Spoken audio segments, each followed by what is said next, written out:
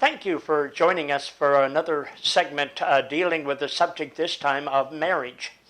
What we want to talk about actually is a biblical concept of marriage. And the reason we call it that is because we're going to take our thoughts from the book of Genesis, start back at the very beginning, because there's no question where marriage came from in the first place. God designed it. That's why the Bible becomes so very important when we talk about marriage. If God designed it, then you know that God has a manual to help us live by that makes marriage work. And so time and again we focus on the concept of what the Scripture has to say about marriage. And so what we're going to look at this time, we're going to go right back to the very beginning.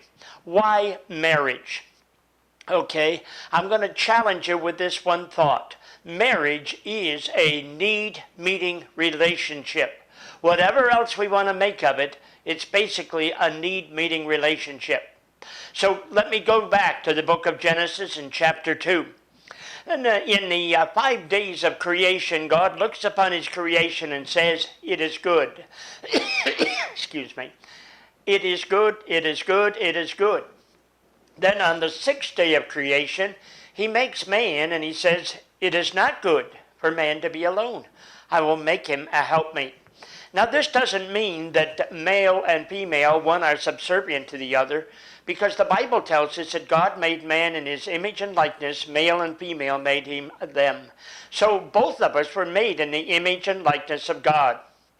With that understanding then, we've got to realize that we are equal. But why? Okay, it is not good that man should be alone. I will make for him a helpmate. And then in that very chapter, the next couple of verses, Genesis chapter 2, we read this, "Therefore shall a man leave his father and mother and cleave unto his wife, and they two shall be one flesh." So what we're looking at is that this is a marriage is a need-meeting relationship, not good for man to be alone. Now, the message is clear. It doesn't mean that a person can't live a single life, but it does mean that none of us can live by ourselves. We need others in our life. But when we contact or put marriage in this, we've got male and female, then we connect marriage in this, then the concept is the marriage is for the purpose of meeting needs. Now, I'd like to ask, well, what needs are we talking about? There's a famed psychologist now deceased by the name of Abraham Maslow, and he created what you call a hierarchy of needs, what he labeled a hierarchy of needs. He had 7 basic needs that every human being has.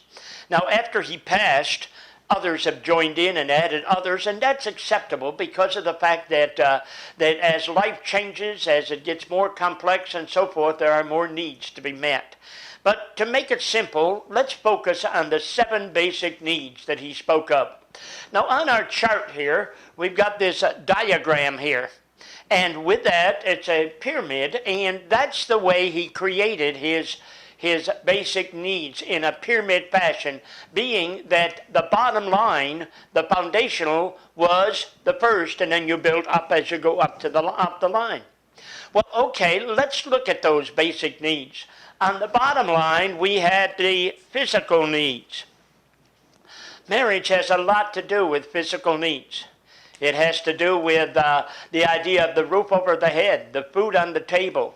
Has the idea of making provisions for living and housing and all of this. And I hear this concept from individuals, well, I have a good job, we have a good house, we have all of the luxuries in the home, what's wrong with my marriage? Well, you're only on the bottom line. It's only the first basic need that we're talking about. Let's go up his list of needs. On the second line, we're talking about the need of security. It's not good enough that I just have the good house and the good home. And incidentally, let's expand that concept of the physical need. Because the Bible gives us a fact that God has created us to care for one another. And psychologists now tell us the idea that there are 3 basic drives. I'm going to say there's 4, but they say 3 basic drives. A drive is something I got to have, and it's definitely one on a physical level. Something I've got to have to survive. And so the first is the hunger drive. If I didn't get hungry, I wouldn't eat. Okay? If I don't eat, I'm going to die. The second is the thirst drive. If I don't get thirsty, I don't drink. If I don't drink, I dehydrate and I die. Now the third is the sex drive, and that's the one that comes with instructions from the Bible: be fruitful and multiply and replenish the earth. Now let's look at these drives. The first basic drive, and all of them have to be disciplined, okay? And we're looking at how marriage meets these needs. They all have to be disciplined. So with the hunger drive, I look at the idea that if I don't get hungry, I will starve to death, I will die. But wait a minute, I need to discipline that. There are eating disorders that kill people today. There's no question about it. So I need to discipline that. There is the thirst drive that also needs to be disciplined. For indeed, I find that there are certain things we drink that we should not. I had a man one day in the first pastorate that I had that drank, and his doctor told him, one more will kill you. Well, it took more than one, but he didn't stop drinking until I buried him. There are drinking disorders that need to be disciplined or we'll kill ourselves. And the sex drive, it's kind of interesting. That needs to be disciplined too. You realize the problem we've got in our promiscuous society out there. But the bottom line with all of that, as we think of the discipline, we find that there is a discipline for that, and it's called marriage. The Bible provides a discipline for the sex drive. Any time that the sex drive is met, the need is met outside of the context of marriage, the Bible lists it as adultery and says, thou shalt not commit adultery. As a matter of fact, it takes it a step further. Jesus says if a man looks upon a woman to lust after her, he has committed adultery already in his heart.